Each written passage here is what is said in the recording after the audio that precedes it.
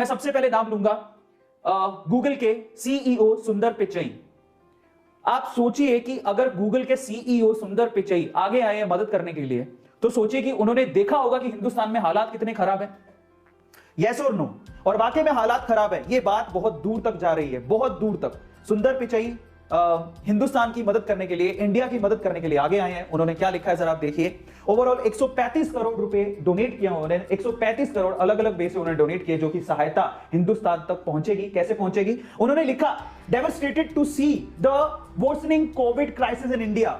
उन्होंने लिखा कि कोविड के जो क्राइसिस इंडिया में हो रहे हैं उनसे मैं पूरी तरह से टूट चुका हूं। और सबसे खास बात, गूगल एंड गूगलर्स का क्या मतलब है? गूगल खुद जिसने 135 करोड़ की मदद की है, और गूगलर्स का मतलब जो एम्प्लॉइज गूगल में काम करते हैं उनको उन्होंने गूगलर्स कहा है।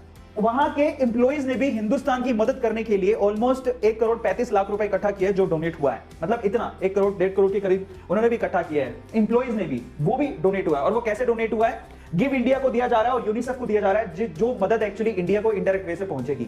और हाईली रिस्क पर उन्होंने कहा है कि हमारी कम्युनिटी हाईली रिस्क पर है, इसलिए हमें भी ध्यान देने की जरूरत है, और इसीलिए उन्होंने मदद की। अब आप ये सोचिए कि देखो, यहां से अच्छे इंसान और फायदा उठाने वाले इंसानों का पता लग जाता है। क्या इन्होंने कोई गलत बात की? नहीं, इनको पता लगा सिचुएशन बहुत खराब है, इन्होंने बोला हम मदद करेंगे। गूगल से 135 करोड़ की मदद आई है, ये मदद हिंदुस्तान तक पहुंचेगी और लोगों तक जाएगी।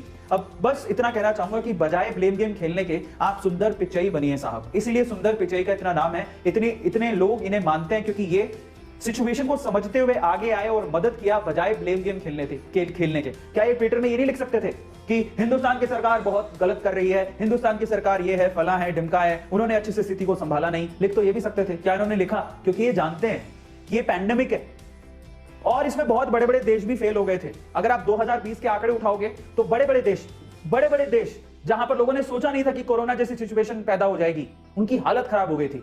हम तो फिर भी इंफ्रास्ट्रक्चर के हिसाब से हिंदुस्तान बहुत नीचे आता है, लेकिन बड़े बड़े देशों ने 2020 में बुरे दिन देखे हैं, इतनी मौतें हुई हैं वहां पे।